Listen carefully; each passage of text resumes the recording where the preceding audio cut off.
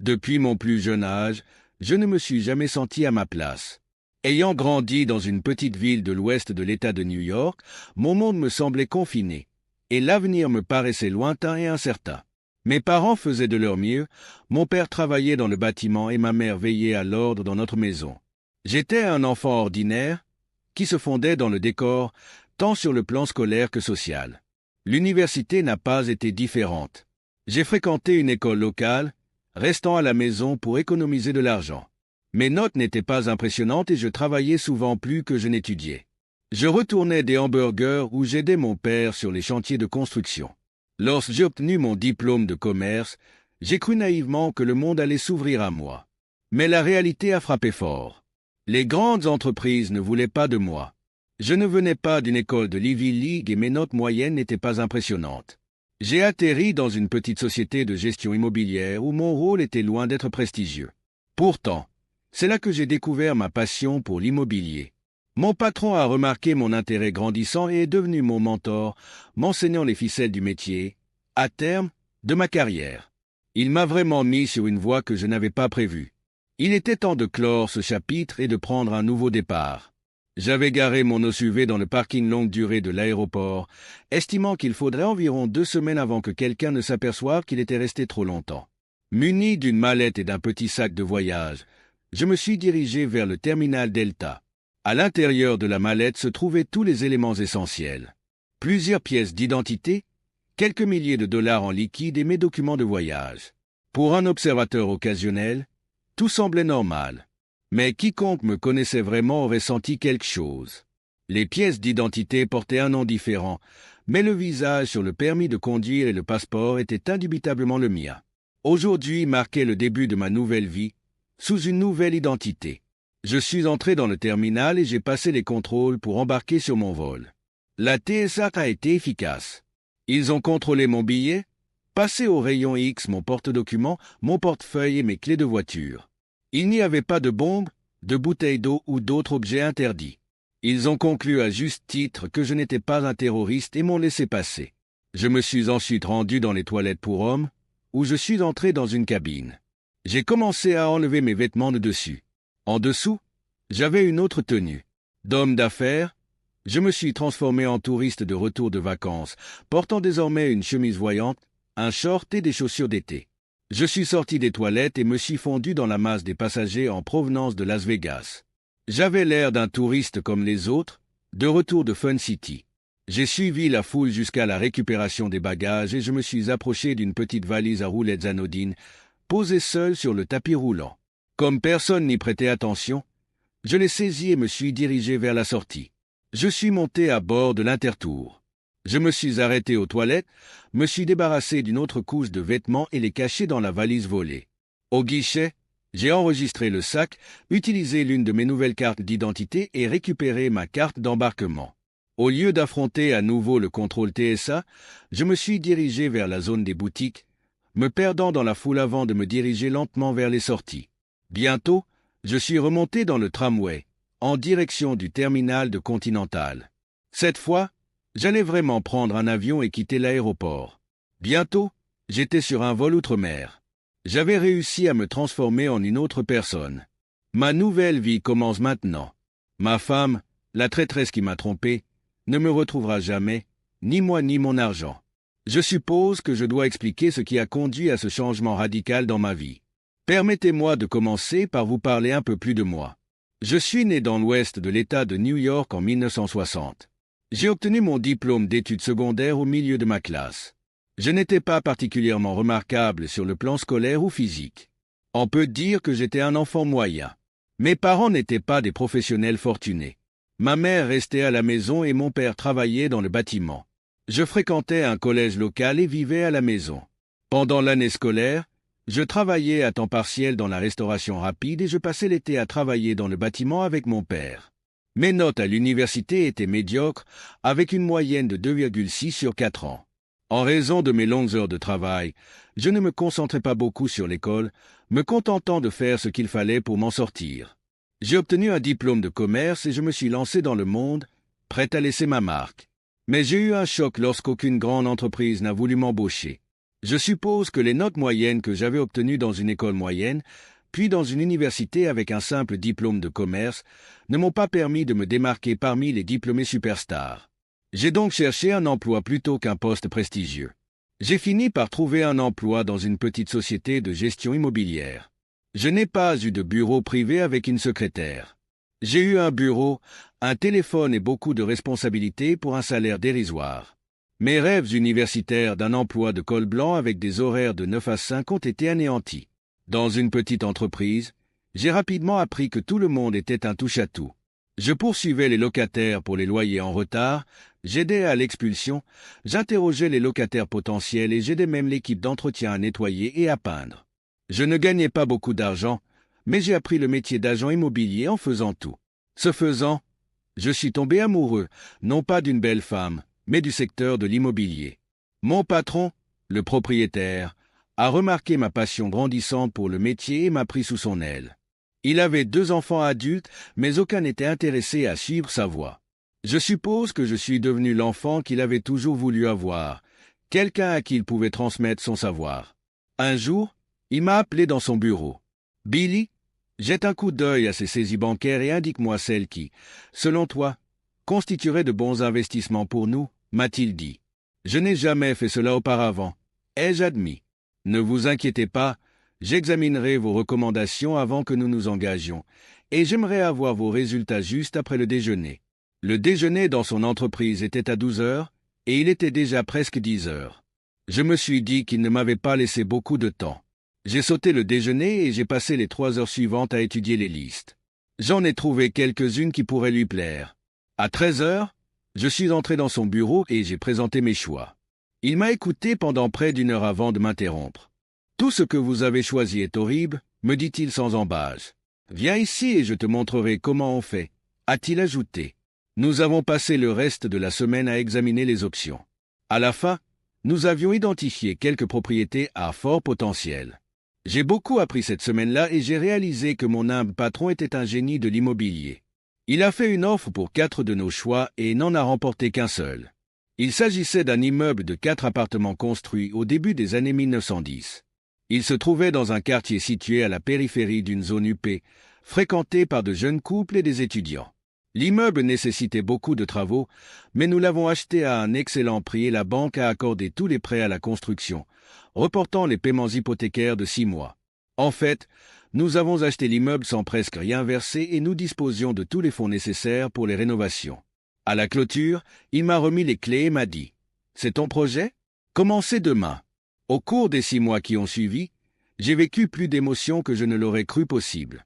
J'ai connu des hauts et des bas, puis de nouveau des hauts et des bas. En cours de route, j'ai beaucoup appris sur le secteur de la location. Lorsque le premier versement hypothécaire est arrivé à échéance, tous les appartements étaient loués et tout se passait bien. Peu après, mon patron m'a de nouveau surpris. « Bill, signe ces papiers pour l'immeuble de 4 logements que nous avons acheté. »« Bien sûr. Mais pourquoi ?» demandai-je. « Parce que je te transfère la propriété. C'est ton immeuble maintenant. »« Quoi ?» m'exclama-t-il. « Bill, je me fais vieux et je veux transmettre mon savoir à quelqu'un. J'espère que tu me laisseras te le transmettre. Mes enfants vendront probablement tous mes biens à ma mort, comme c'est leur droit. Nous allons donc vous permettre de démarrer votre propre activité immobilière. Acceptez ce petit cadeau de ma part. C'est ainsi que j'ai commencé. Bientôt, je suis devenu Bilco Property, LLC. Mon ami et mentor est décédé environ 5 ans plus tard. Comme il l'avait prédit, ses enfants ont tout vendu.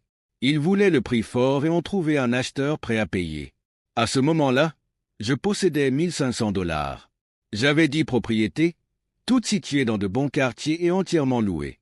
Mon plan financier était basé sur un taux d'occupation de 50%, ce qui signifie que si la moitié d'un immeuble était loué, tous les coûts étaient couverts. La plupart de mes immeubles étaient occupés à 100%. Je n'étais pas riche, mais je n'étais pas en difficulté non plus. Je m'en sortais bien. J'ai acquis quelques immeubles commerciaux lorsque le repreneur de l'entreprise de mon défunt patron a fait faillite. Il pensait pouvoir embaucher beaucoup d'aide et passer tout son temps sur le terrain de golf. Il s'est avéré qu'il avait tort. J'avais 30 ans lorsque j'ai rencontré celle qui allait devenir ma femme. J'avais acheté une propriété commerciale dans un bon quartier et elle et une amie ont loué l'un des bureaux pour lancer une entreprise de décoration.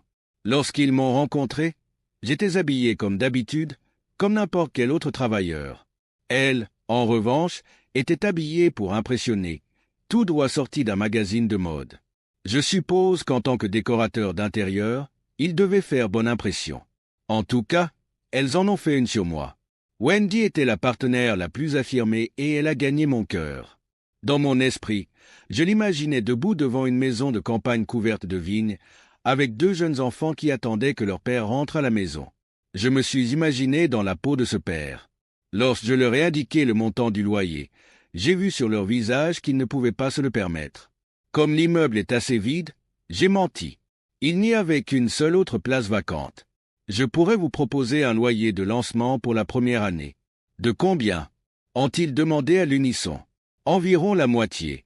Si ce n'est pas trop, le propriétaire me laisse une certaine marge de manœuvre pour les loyers de lancement. Ils ont rapidement accepté mon offre et ont signé un bail d'1 an avec une option pour une année supplémentaire, le loyer devant être fixé ultérieurement. Pouvons-nous obtenir le nom et l'adresse du propriétaire pour le remercier? The Man Wendy. Je leur ai donné le nom de jeune fille de ma mère avec un faux prénom et la boîte postale de l'entreprise, en expliquant que le propriétaire n'aimait pas être dérangé et qu'un petit mot suffirait. Pendant 1 an, je les ai aidés à résoudre tous leurs problèmes. Habillés comme n'importe quel autre travailleur, j'ai vu leur petite entreprise se développer progressivement. Au début de leur 2e année, ils ont renouvelé leur bail à un taux plus élevé, bien que toujours inférieur d'environ 25% à ce que payaient les autres locataires. Comme je l'ai déjà dit, ils étaient tous deux incroyablement séduisants. Wendy, celle que j'aimais bien, m'a informé un jour que sa partenaire allait se marier et déménager sur la côte ouest avec son nouveau mari. Avant la fin de leur bail, elle m'a demandé « Puis-je résilier notre bail ?» Je ne pense pas pouvoir me le permettre avec le départ de mon partenaire. Je ne suis pas sûr de pouvoir rompre le bail, mais je peux ramener le loyer à son niveau initial. Mon patron n'aime pas les bureaux vides. En réalité, je ne voulais pas qu'elle parte. Son visage s'est illuminé d'un grand sourire et elle m'a embrassé. Ce baiser a scellé l'affaire. J'étais amoureux. Après notre séparation, elle m'a regardé différemment et m'a fait un sourire spécial. C'était le début de notre relation. 1 an plus tard, je me suis retrouvé devant l'autel pour prononcer mes vœux. 1 an après notre mariage, notre fille était née. La grossesse et l'accouchement de Wendy ont été difficiles. Son médecin lui ayant déconseillé d'avoir d'autres enfants, elle s'est fait ligaturer les trompes. La vie de notre zèque est restée agréable, mais son désir a diminué. Le mien n'a pas diminué.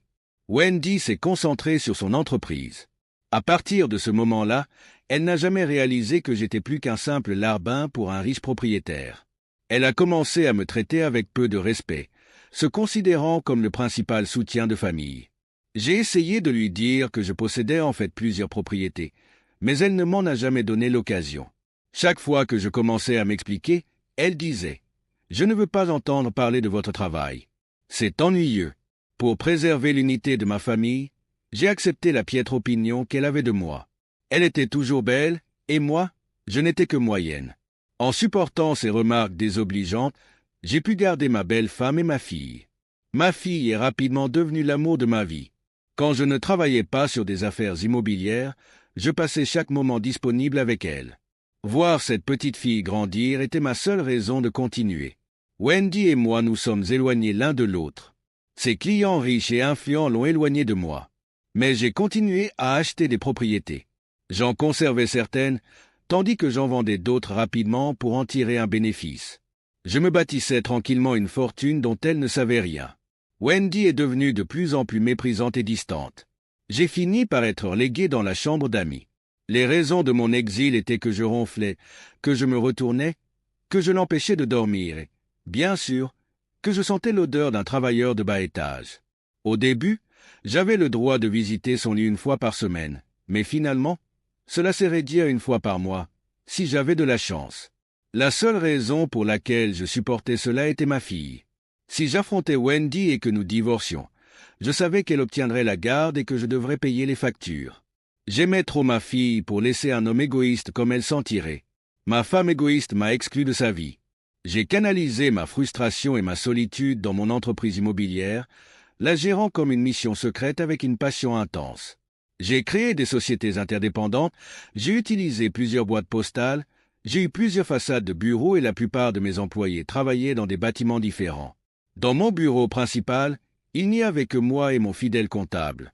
Tous les autres pensaient que j'étais une employée comme les autres, et je n'ai jamais corrigé leurs suppositions. Lorsque ma fille Amy a eu 15 ans, je possédais environ 25 millions de dollars. J'avais une propriété libre de toute hypothèque et 50 millions de dollars supplémentaires avec une dette hypothécaire. Ces biens étaient détenus sous différentes raisons sociales et à différentes adresses.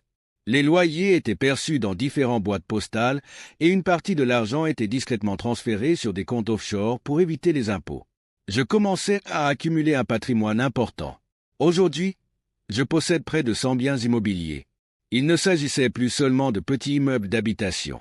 Il s'agissait de grands complexes d'appartements, de centres commerciaux, d'espaces de bureaux commerciaux et même d'un centre commercial. Il s'agissait de grands immeubles d'habitation, de centres commerciaux, d'espaces de bureaux commerciaux et même d'un centre commercial. Amy et moi nous sommes rapprochés au fil des ans. J'étais le parent qui était toujours là pour elle. S'il y avait un match, j'étais dans les tribunes pour l'encourager. Si elle était malade, je m'asseyais à son chevet, lui tenant la main. Si elle était malade, je m'asseyais à son chevet, je lui tenais la main. Nous passions des heures ensemble au centre commercial à faire ce qu'une mère et sa fille font habituellement, sauf que c'était moi au lieu de sa mère. Wendy était trop occupée par sa vie pour s'en préoccuper. À cette époque, les affaires de Wendy étaient florissantes. À ce moment-là, les affaires de Wendy étaient florissantes. Et comme je ne me suis jamais vanté et que je n'ai jamais changé mon mode de vie, elle se considérait toujours comme le principal soutien de famille. Elle se considérait toujours comme le principal soutien de famille. Elle parce que je ne voulais pas qu'elle pense que j'avais de l'argent et qu'elle divorce. Wendy me considérait comme un raté vivant de son succès et elle ne cachait plus son mépris. Pour être considéré comme un citoyen de seconde zone dans notre foyer, il me faudrait une promotion. Tout en tolérant son attitude, j'ai commencé à dissimuler une plus grande partie de ma fortune à l'étranger. Lorsque Wendy a décidé de changer de métier, je ne voulais pas me retrouver sans le sou.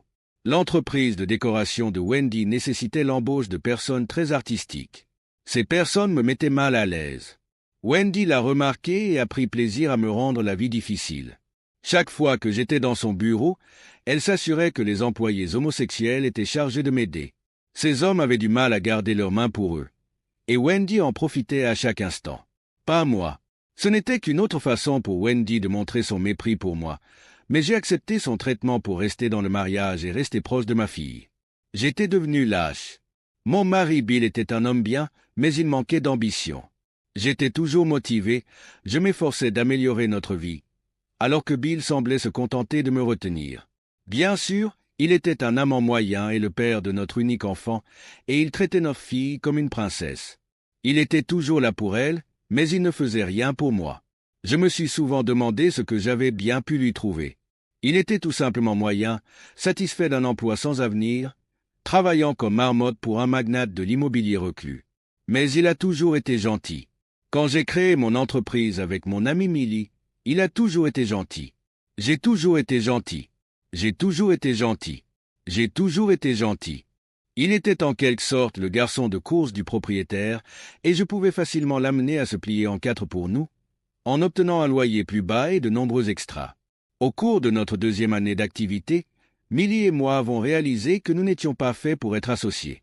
C'est moi qui étais agressive. Si un client était un homme, je flirtais avec lui et lui faisais des allusions pour le convaincre de faire affaire avec moi. Si un client était une femme et qu'il était curieux, je satisfaisais sa curiosité dans l'intérêt de l'affaire. Millie n'était pas comme ça. Elle avait une morale. Moi, en revanche, j'aimais bien jouer. Finalement, Millie est partie sur la côte ouest avec son petit ami, lassée de la façon dont je la traitais. Elle m'a laissé l'entreprise et tous les actifs, et je ne lui ai rien donné en retour. Je craignais de ne pas pouvoir payer le loyer de nos beaux bureaux sans l'aide de Millie, alors j'ai de nouveau usé de mes charmes auprès de Bill. J'ai réussi à obtenir un loyer moins élevé pour une année supplémentaire. Je l'ai embrassé pour la première fois en guise de remerciement, à moitié paresseux. Mais après ce baiser, j'étais si heureuse. J'étais si heureuse. J'étais si heureuse. J'étais si heureuse. J'étais si heureuse. J'étais si heureuse. J'étais si heureuse. J'ai aimé l'embrasser. Je ne sais pas trop pourquoi. Peut-être parce que je n'avais pas eu de bonne séance avec un de mes amants depuis plus d'un mois. J suppose que Jamie sentais un peu un manque. Malgré les défauts de Bill, c'était en fait un très bon amant. Il était attentionné, me faisait toujours passer en premier, contrairement aux hommes auxquels j'étais habitué. Des hommes qui ne se souciaient que de leur propre plaisir, me laissant insatisfaite. J'ai rarement eu des relations avec des femmes, sauf pour les affaires, et j'ai toujours veillé à ce que je réussisse. Je faisais toujours en sorte de réussir. Elles étaient satisfaites. Mais c'était strictement professionnel. En dehors de la chambre à coucher, Bill était ennuyeux. Il ne s'intéressait pas à l'actualité, aux auteurs populaires, aux artistes ou à quoi que ce soit d'autre. Les conversations avec lui lors des soirées s'éteignaient rapidement parce qu'il ne parlait que d'immobilier, de comptabilité, des sujets qui ennuyaient mes amis à mourir. J'ai essayé de l'emmener à des opéras, des concerts philharmoniques et des pièces de théâtre, mais je passais le plus clair de mon temps à essayer de l'empêcher de ronfler. Comme je travaillais dans la décoration, je devais participer à des événements caritatifs pour me faire connaître et être vu. Lorsque j'emmenais Bill, il se contentait de s'asseoir à la table et ne contribuait en rien à la soirée. Il ne s'habillait même pas bien. Lors de ces événements, il était plus un handicap qu'un atout. J'aurais probablement dû travailler sur son image, mais j'étais trop occupé à développer mon entreprise. Un jour, j'ai reçu une invitation à un événement caritatif. Cette fois, je n'avais rien à faire. Je n'avais qu'à me présenter. Je ne l'ai dit à Bill que lorsqu'il était trop tard pour qu'il change ses plans. Bill, je vais à la soirée. Même si tu ne peux pas y assister, c'est important pour mes affaires et tu sais que je suis le seul responsable de notre mode de vie. J'ai argumenté, mais Wendy, ça ne va pas faire mauvais effet si tu y vas seul? Demande Bill. J'emmènerai l'un de mes décorateurs avec moi. Il sera suffisamment visible pour que personne ne le prenne pour un amant. C'est à cette occasion que j'ai rencontré James, qui allait devenir mon amant. Je me tenais à l'un des bars, à la recherche de mon cavalier. Celui-ci s'était probablement éclipsé avec un autre homme de la soirée, me laissant seul. C'est alors que ce bel homme s'est approché de moi. « Excusez-moi, mais j'ai remarqué que votre escorte vous a abandonné, » dit James. « Je suis James William Hawthorne et j'aimerais beaucoup vous tenir compagnie ce soir, si vous me le permettez. » La première pensée qui m'a traversé l'esprit a été « Mon Dieu, il est magnifique. » Il était bien habillé, parlait bien et semblait riche. J'ai accepté son offre et nous avons passé un moment fantastique ensemble. En rentrant chez moi en taxi, j'ai réalisé que j'étais excité. Et ce n'était pas à cause de Bill. C'était à cause de James. Une semaine plus tard, James m'a appelé. « Bonjour, Wendy. Voudrais-tu te joindre à moi pour le déjeuner? J'envisage de refaire mon bureau et j'aimerais avoir ton avis. » C'est ainsi que tout a commencé. En l'espace d'un mois, nous sommes devenus amants, nous rencontrant 2 ou 3 après-midi par semaine dans des hôtels différents. James était désormais mon amant. Je ne dis pas qu'il était meilleur que Bill. Bill a toujours fait passer mon plaisir en premier, alors que James ne l'a jamais fait. James me traitait comme si j'étais en dessous de lui, alors que Bill me traitait comme une reine. Mais être avec James était excitant, même s'il m'utilisait. Il me poussait à faire des choses que Bill n'aurait jamais faites. Parfois, j'avais mal à cause de tout ce que James me faisait faire. J'étais soumise et il était dominant. Je ne pouvais rien lui refuser. J'ai commencé à me lasser de la gentillesse de Bill. J'avais envie de contrôler James. J'étais entièrement à lui. Il a même commencé à amener d'autres hommes dans notre lit. Je n'ai jamais voulu que ça se termine. J'ai décidé qu'il me fallait un appartement à moi, un endroit où James et moi pourrions passer tout notre temps libre ensemble. J'ai donc élaboré un plan et je l'ai mis en œuvre. Bill, j'ai commencé. Je vais louer un appartement en ville. Le trajet entre mon bureau et cette ferme moche prend trop de temps, près d'1 heure dans chaque sens. Je pourrais utiliser ce temps pour travailler. Je sais que tu aimes cette ferme. Alors toi et Amy pouvez rester. Restez ici. Il n'y a pas besoin de perturber vos vies. Mais Wendy, Bill a commencé, mais je l'ai interrompu. Ce n'est pas une question de discussion. J'ai déjà pris ma décision. J'ai réduit mon choix à 2 options. Et j'emménagerai à la fin du mois. J'ai vu la douleur dans les yeux de Bill. Ne t'inquiète pas, chérie, je serai toujours à la maison. Les week-ends, pour toi et Amy, j'ai mis mes plans à exécution. James m'a aidé à choisir un appartement haut de gamme à quelques minutes de mon bureau. Pour que Bill se sente impliqué, Je lui ai fait visiter l'appartement, je lui ai dit de rester et je lui ai demandé son accord. Avant qu'il ne puisse répondre, j'ai dit « Je savais que tu l'aimerais aussi. Je m'en servirai pour montrer mes talents de décoratrice. » Lorsque nous avons quitté l'immeuble, j'ai remarqué que le gérant semblait connaître Bill. J'ai supposé qu'ils s'étaient rencontrés à l'une des manifestations immobilières auxquelles Bill participait souvent. Le jour où Wendy a pris un appartement en ville pour éviter le long trajet depuis notre maison de campagne, c'est du moins ce qu'elle prétendait. Je savais que mon mariage était terminé. J'avais soupçonné qu'elle voyait quelqu'un d'autre. Wendy n'avait jamais réalisé que j'étais le propriétaire de cet immeuble, l'une de mes propriétés les plus prestigieuses. Mon directeur, qui m'a vu là-bas, voulait parler, mais j'ai agi comme si nous n'étions que des connaissances, et non un employeur et un employé. Plus tard, il m'a parlé de ma femme et de son amant. Mon cœur s'est brisé. Malgré tout, j'aimais toujours Wendy, mais je ne savais pas comment faire face à cette trahison.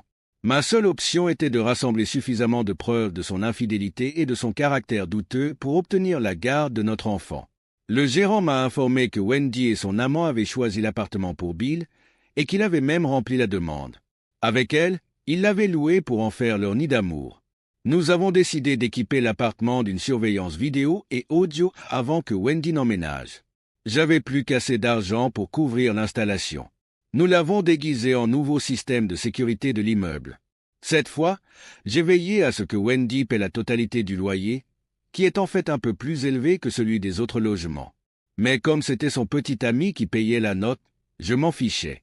J'ai veillé à ce que le bail soit à notre nom pour éviter qu'un avocat ne prétende que les enregistrements que je collectais n'étaient pas recevables devant un tribunal. J'ai commencé à rassembler des preuves en vue d'un divorce. Wendy ayant déménagé, mes visites mensuelles dans sa chambre ont pris fin. Bien qu'elle ait promis de rentrer à la maison le week-end, elle ne l'a jamais fait. Lorsque Wendy nous rendait visite, à Amy et à moi, le week-end, Amy était ravie de retrouver sa mère. Elle était à un âge où elle avait besoin de la présence d'une mère, de quelqu'un avec qui se lier et parler entre filles. Je me suis dit que c'était juste une phase qu'Amy traversait. J'ai donc joué le jeu. J'étais loin de me douter que j'avais tort. Lorsque Wendy a honoré mon lit de sa présence, je me suis retrouvé dans une situation où je ne pouvais pas être seul. Je me suis retrouvé dans l'incapacité d'agir. Les images d'elle avec son amant, les sons de leur séance et ses commentaires dégradants à mon égard me hantaient. Je pouvais l'entendre convenir, avec lui, que je n'étais pas à la hauteur en tant qu'amant et en tant qu'homme. « Bill, qu'est-ce qui ne va pas chez toi ?» m'a-t-elle demandé. Après une tentative ratée, nous n'avons pas fait l'amour depuis des mois. Et tu n'arrives même pas à t'exciter. Si je ne te connaissais pas mieux, je croirais que tu as une petite amie. Je suis désolé, Wendy, mais j'ai trop de choses en tête pour me produire. Je ferai mieux la prochaine fois, je te le promets. Mais il n'y a pas eu de prochaine fois. Le petit ami de Wendy a envoyé les chèques de loyer de son appartement à une boîte postale de recouvrement de loyer qui a fini par me parvenir. Je les ai copiés et j'ai déposé les originaux à la banque. Certains d'entre vous se demandent peut-être pourquoi je n'ai pas cherché à me venger lorsqu'il était avec ma femme. Ne vous inquiétez pas, je l'ai fait. Le directeur de la banque qui s'occupait des comptes de ma société était un bon ami à moi, et il était également proche du directeur de la banque de l'amant de ma femme. Pour le plaisir, nous avons commencé à surveiller ses finances. Nous avons découvert qu'il vivait trop près de moi et qu'il comptait sur la période de flottement entre les dépôts et les retraits pour rester à flot. Ses comptes étaient souvent à court de liquidités, de sorte que si son chèque de loyer pour l'appartement de ma femme était déposé à certains moments du mois, il était soit rejeté, soit les chèques de sa femme étaient rejetés. Vous voyez le tableau. Nous avons commencé à jouer avec ses comptes. Rapidement, il s'est retrouvé avec des frais de retour de chèques et des frais de retard de loyer de la part de ma société, ainsi que des frais bancaires sur les chèques de sa femme, qui étaient sans provision. L'embarras de sa femme grandissait à mesure que ses chèques étaient refusés dans ses magasins préférés et que même ses amis commençaient à lui demander de l'argent liquide lorsqu'il partageait l'addition du déjeuner. Notre plan fonctionnait parfaitement. Sa cote de crédit a été mise à mal par tous les chèques sans provision et les frais. Les sociétés émettrices de ces cartes de crédit n'ont pas fermé ses comptes, mais elles ont abaissé sa limite de crédit au niveau exact de ce qu'il devait, l'empêchant ainsi de facturer quoi que ce soit.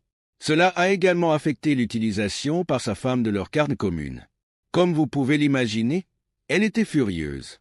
Aucune femme n'aime que sa carte de crédit soit refusée. Non seulement il perdait de l'argent à cause des frais, mais il devait aussi expliquer à sa femme pourquoi leurs finances étaient si mauvaises, pourquoi leurs finances étaient dans un tel état. Sans révéler que c'était à cause de l'appartement de ma femme et de nos horaires de dépôt, je suis sûr que les finances de leur ménage ont donné lieu à des conversations très intéressantes. C'est alors que le destin m'a offert une nouvelle chance. Wendy s'est rendue chez son médecin pour des problèmes de santé féminine et son frottis a révélé qu'elle était atteinte d'une forme de cancer. Notre relation s'était détériorée au point qu'elle ne m'a rien dit à ce sujet, se contentant de mentionner qu'elle avait besoin d'une intervention chirurgicale pour des problèmes féminins. La vérité a éclaté. Lorsque notre fille de 17 ans, Amy, lui a dit accidentellement qu'elle avait un cancer et a accidentellement révélé la situation, elle m'a dit qu'elle avait l'intention de rester avec sa mère pendant l'épreuve. Amy, pourquoi? Lui ai-je demandé, ai-je vraiment été un si mauvais père pour toi? Non, papa. Tu ne l'as pas été. Mais maman a besoin de moi. Elle a un cancer des ovaires. Et même si tu ne l'aimes plus, je l'aime toujours. Je veux l'aider à traverser ces quelques mois jusqu'à ce qu'elle aille mieux. Ma fille m'a manqué. Mais je devais rester concentré sur mes projets. Si Amy choisissait d'être avec sa mère plutôt qu'avec moi, je devais l'accepter. Même si je voulais qu'elle soit avec moi, elle avait pris sa décision. Je me suis dit que le fait de vivre avec sa mère finirait peut-être par montrer à Amy qui était vraiment sa mère. Le dimanche suivant, je suis allé à l'église. Cela faisait des années que je n'avais pas mis les pieds dans une église, mais j'ai ressenti le besoin de remercier Dieu non pas pour la guérison de Wendy, mais pour lui avoir donné le cancer. C'était la meilleure chose qui pouvait m'arriver. Wendy souffrait, et c'est son amant qui en payait le prix, sans rien recevoir en retour. Il a dû faire face à ses vomissements, voir ses cheveux tomber, sa taille s'effriter et devenir l'ombre d'elle-même. J'ai vu dans l'une des cassettes comment il la traitait, la laissant dans la crasse jusqu'à ce qu'il ait envie de l'aider. Amy a dû le remarquer aussi parce que c'est elle qui s'occupait de sa mère. Je lui ai dit que je voulais sortir de mon mariage, sans perte financière, à l'exception de ses honoraires. Je voulais aussi qu'il s'assure que la femme de l'amant de Wendy ait toutes les informations nécessaires pour le ruiner. Mon avocat m'a fait le discours habituel sur le divorce sans faute et le partage des biens à parts égales. Mais j'avais d'autres projets. Je lui ai remis toutes les preuves vidéo et audio, ainsi que des copies des chèques de loyer payés par l'amant de Wendy pour son appartement et la demande de location signée par lui et Wendy. Je lui ai demandé de tout préparer, mais d'attendre mon signal pour le faire. L'étape suivante consistait à vendre tous mes biens. Je devais le faire progressivement, pour ne pas trop diminuer leur valeur. Heureusement, le marché de l'immobilier était en pleine expansion, et de nouvelles entreprises étaient en concurrence dans la région. Elles se sont lancées dans des guerres d'enchères sur mes meilleures propriétés, souvent en payant plus que ce que j'avais prévu. Pendant ce temps, j'ai lentement vidé notre maison de ses effets personnels. Et je l'ai vendue. La clôture était prévue pour le lendemain de la signification à Wendy. Au bout de 6 mois, j'ai donné à mon avocat le feu vert pour fournir toutes les preuves à la femme de l'amant de Wendy. Une fois qu'elle l'a mis à la porte, il a emménagé avec Wendy et Amy. Elle pensait être une famille heureuse jusqu'à ce qu'elle réalise qu'elle était ruinée. Sa femme a gelé tous ses biens. Et j'ai vidé les comptes de Wendy dans mes holdings offshore. Ils se sont retrouvés sans rien. Un jour, Phil, le gérant de mon immeuble, m'a laissé un message depuis l'appartement de Wendy. Il disait simplement « Regardez la vidéo que je vous envoie aujourd'hui. Votre fille a des problèmes. » Je n'avais pas revu les images de surveillance depuis des mois, car mon avocat m'avait assuré que nous avions suffisamment de preuves pour le divorce. Mais le message de Phil m'a interpellé cet après-midi-là. Les images étaient classées par ordre chronologique et commençaient environ 4 mois plus tôt. On y voyait l'amant de Wendy s'en prendre à ma fille. Amy a pleuré pendant des heures mais n'est pas partie. Elle a répété la même chose encore et encore. Elle demandait immédiatement « Pourquoi as-tu laissé faire ça, maman ?» Les images ont révélé d'autres abus et d'autres tortures. J'ai vu ma fille sombrer dans la dépendance. Elle mendiait sa prochaine dose. Bientôt, elle le suppliait de ne pas lui faire de mal. Les vidéos de la chambre de Wendy la montraient éveillée. Elle écoutait Amy se faire forcer la main. J'ai vu les larmes dans ses yeux. Mais elle n'a rien fait pour l'arrêter. Elle était trop contrôlée par lui pour lui tenir tête. À présent, Amy était devenue une participante consentante. Tant que les pilules continuaient à arriver. La séquence a duré environ 4 mois. Et il était trop tard pour l'empêcher de le faire.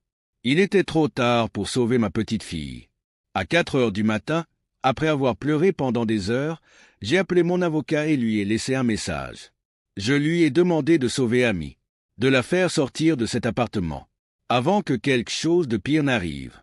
Je savais qu'elle avait 18 ans maintenant, et légalement, je ne pouvais pas faire grand-chose. Mais je devais essayer. Amy était toujours ma petite fille, alors que mes sentiments pour Wendy s'étaient estompés. Je ne pouvais pas ignorer ce qui arrivait à notre fille. Le lendemain, mon avocat m'a rappelé. Il m'a dit qu'il chercherait à aider Amy, mais il ne pouvait pas faire grand-chose, puisqu'elle était adulte. Plus tard dans la journée, il m'a rappelé avec d'autres nouvelles. Il m'a dit qu'Amy était enceinte et que l'amant de Wendy était le père. Il l'obligeait à vendre son corps et la maintenait sous l'emprise de pilules pour qu'elle ne résiste pas. Il a également mentionné qu'une nuit, alors que l'amant de Wendy et Amy travaillaient dans le bar d'un hôtel, le client s'est avéré être un policier sous couverture. L'amant de Wendy a été arrêté pour avoir contribué à la délinquance d'un mineur, ainsi que pour divers délits liés à la prostitution et aux pilules. Je ne pensais pas qu'il échapperait à ces accusations, mais il l'a fait juste à temps. Juste au cas où, j'ai envoyé les enregistrements de l'appartement de Wendy à la police et aux médias locaux. La publicité faite autour des cassettes a permis de s'assurer qu'il ne travaillerait plus jamais en ville. Cela a également permis à sa femme d'avoir plus de poids dans leur divorce. Pendant ce temps, il est resté en prison dans l'attente de son procès, incapable de payer sa caution, et ma fille a également été incarcérée, sans argent pour sa libération. Alan, mon avocat, et moi avons discuté de la situation d'Amy. Alan a conseillé de la laisser en prison pour qu'elle puisse suivre un programme de traitement. Il m'a expliqué que si je payais sa caution, elle finirait probablement par retourner dans la rue, comme une personne dépendante de plus. Il valait mieux la laisser là où elle pourrait obtenir de l'aide et où il pourrait suivre ses progrès. Plus tard dans la journée, j'ai utilisé la vidéo pour photosopper les visages des hommes. 3 semaines plus tard, on les a trouvés en train de frapper, en fin de vie dans une ruelle derrière leur bar préféré. Heureusement que l'amant de Wendy était en prison, sinon il les aurait rejoints. Un de mes locataires avait des liens avec le crime organisé et me devait une faveur. Pendant ce temps, Wendy avait négligé ses affaires tout en suivant un traitement. 2 de ses employés, avec mon aide, ont lancé leur propre entreprise de décoration et ont pris la plupart de ses clients. Son entreprise s'est effondrée et son propriétaire, qui s'est avéré être moi, l'a expulsée de son bureau. L'a expulsée de ses bureaux. Elle était ruinée, sans revenus et sans assurance maladie. Elle m'a appelé pour me demander d'ajouter son nom à ma police, ce que j'ai fait. Mais elle ne couvrait pas les maladies préexistantes. J'avais prévu ce cas de figure. Ce qui m'amène au présent. J'étais dans un avion pour l'Amérique du Sud. Intraçable. J'atterrirai à Canquin, changerai à nouveau d'identité et me dirigerai vers l'Europe. De là, je changerai à nouveau d'identité et me rendrai dans un endroit plus chaud. Ma femme ne me retrouverait jamais, pas plus que les autorités locales si elles établissaient un lien entre moi et le coup. J'ai appelé mon avocat. Avant de partir pour l'Australie, Alan m'a informé qu'Amy essayait de me contacter. Elle voulait se réconcilier avec moi. Elle avait, d'une manière ou d'une autre, découvert ma fortune. Alan lui a dit que j'étais parti depuis longtemps, et qu'on ne pourrait me retrouver que si je le souhaitais. Je lui ai demandé d'utiliser mon argent pour préparer la défense d'Amy, mais de la laisser en prison aussi longtemps que possible. Elle faisait des progrès pour se débarrasser de sa dépendance aux pilules. Et je craignais que si elle était libérée, elle se rende compte que j'avais fait une rechute. Le cristal meth est notoirement difficile à arrêter.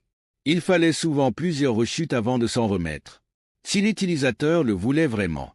6 mois plus tard, j'ai appelé mon avocat pour savoir où en était mon divorce. Il m'a informé qu'il n'était pas nécessaire de divorcer. Wendy avait perdu sa bataille contre le cancer et était morte avant que le divorce ne soit prononcé, puisque nous n'étions pas divorcés. Et elle n'avait pas d'argent. J'étais responsable de ses factures médicales. Elle est décédée dans un service de bienfaisance, seule et dans la douleur, sans visite. J'ai payé ses frais médicaux. J'ai ressenti un pincement au cœur. Malgré tout, Wendy avait été l'amour de ma vie.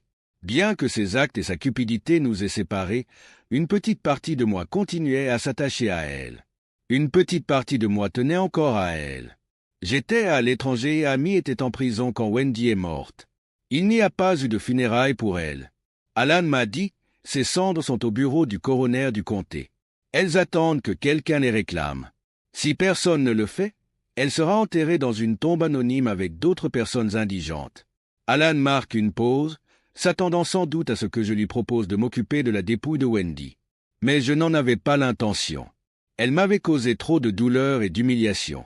Pour lui pardonner maintenant, au lieu de cela, j'ai demandé des nouvelles d'Amy. Elle a perdu le bébé au 4e mois. À cause d'une MST, elle purge actuellement une peine de 12 mois pour prostitution et possession de pilules. Cependant, elle suit un bon programme de dépendance et semble faire des progrès. Qu'en est-il de l'amant de Wendy? J'ai demandé. Bien que je sache déjà ce qui lui est arrivé, il est mort dans une bagarre en prison. Les détenus n'apprécient pas son genre. Si Amy demande de l'aide pour les arrangements avec sa mère, donnez-lui l'argent dont elle a besoin. Si elle est clean et sans pilule, soutenez-la financièrement jusqu'à ce qu'elle termine son programme de désintoxication. Mais si elle n'est pas clean, donnez-lui juste assez pour faire une overdose et ensuite enterrez-les toutes les deux dans des tombes anonymes. J'ai dit que je sais que cela semble dur, mais je préfère que ma fille soit morte que de vivre comme une personne dépendante de la rue. Si elle fait une overdose, au moins elle partira sans souffrance prolongée. Si elle reste dans la rue, elle ne sera pas en mesure de faire des choix. Si elle restait dans la rue, elle finirait par mourir entre les mains d'un proxénète. Je ne voulais pas qu'elle souffre si elle ne pouvait pas surmonter sa dépendance, mais si elle m'y parvenait à déjouer les pronostics, à se rétablir et à rester abstinente, je m'assurerais qu'elle ait les ressources nécessaires pour une seconde chance. J'avais des millions, alors qu'est-ce que c'était qu'un peu d'argent pour ma fille? Peut-être, juste peut-être, qu'elle défierait les probabilités. 4 ans plus tard, je me suis arrêté en ville pour rendre visite à Alan, mon ancien avocat. Nous ne nous étions pas parlé depuis des années, il prenait sa retraite et fermait son cabinet. Je voulais lui souhaiter une bonne retraite et lui faire un cadeau en argent. Il avait été un bon ami, en fait mon seul ami. Je n'étais qu'un vieil homme solitaire et il était le seul à se soucier de ma vie ou de ma mort. Alors que je conduisais ma nouvelle Bentley à travers la ville, les souvenirs ont afflué, certains bons, d'autres moins. J'ai pris le temps de passer devant les propriétés qui m'appartenaient autrefois. La plupart des quartiers où je possédais des appartements avaient prospéré au fil des ans et mes anciennes propriétés étaient en bon état. Mes anciennes propriétés commerciales semblaient également avoir pris de la valeur. Il était dommage que le divorce de Wendy m'ait contraint à les vendre. Et cacher ma richesse, me demandais-je parfois. Wendy m'aurait-elle respecté davantage si elle avait été au courant de tous mes biens? Mais il était trop tard pour le savoir. Je me suis garé devant le bureau de mon avocat et je suis entré. L'immeuble était l'un des rares que je possédais encore, principalement parce qu'il abritait le cabinet d'Alan. J'avais voulu le garder en sécurité pour qu'il puisse protéger mes intérêts.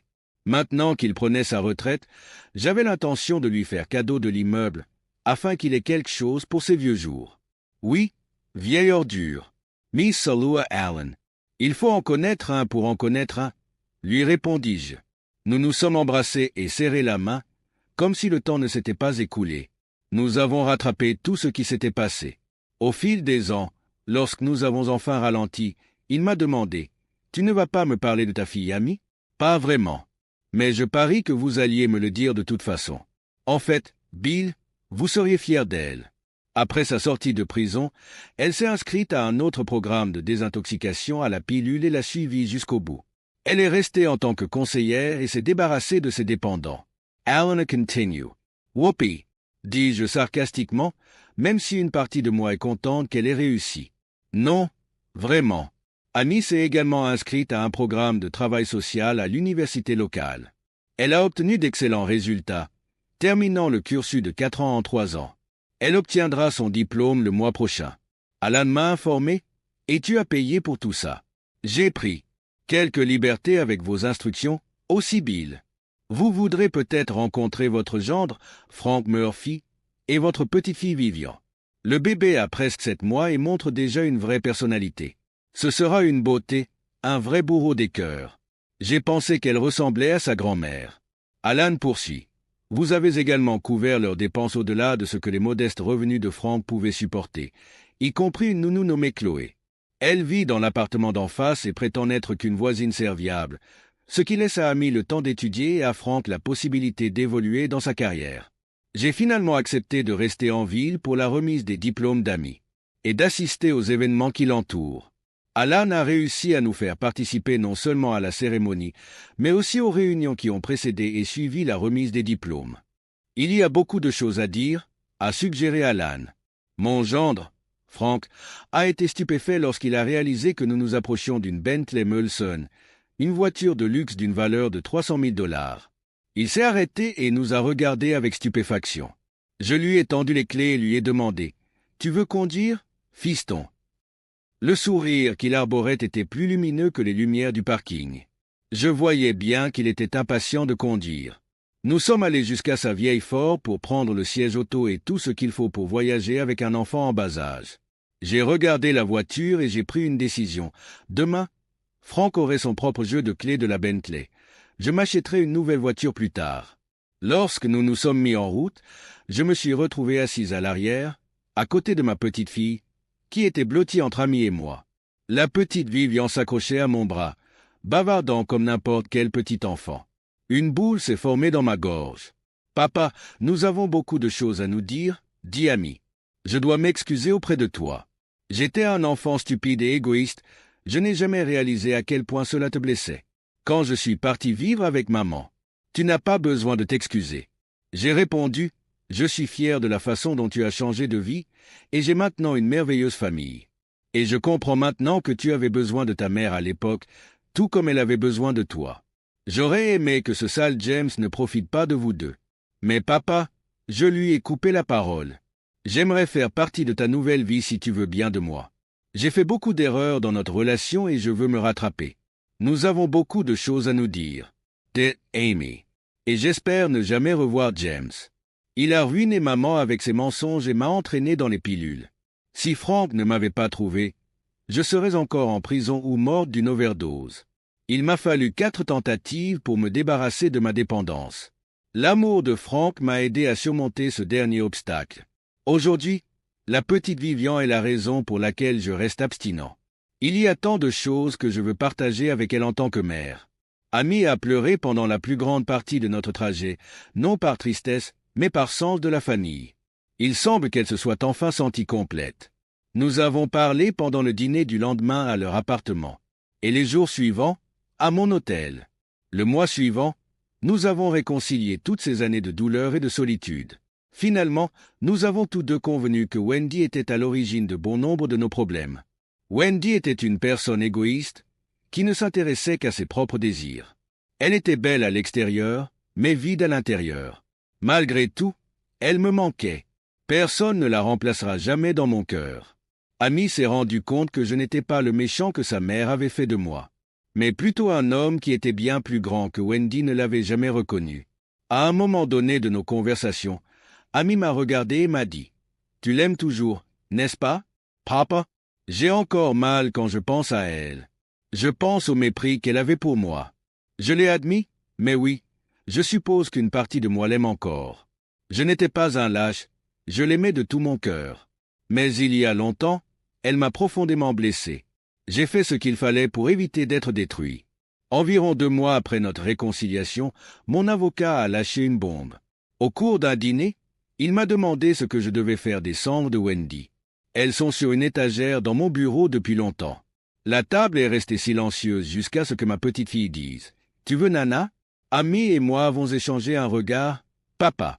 Amy a dit « Je pensais que puisque j'étais en prison quand elle est morte, je ne pourrais jamais lui dire au revoir. Mais maintenant que j'ai entendu votre histoire, j'ai des choses à dire à maman. Certaines ne sont pas très gentilles. On peut aller la chercher ? D'accord, répondis-je.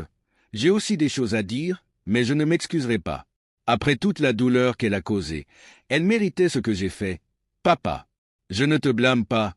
J'ai vécu avec elle et l'homme qui m'a attaqué et rendu accro aux pilules. Il méritait ce que tu as fait. Et moi aussi.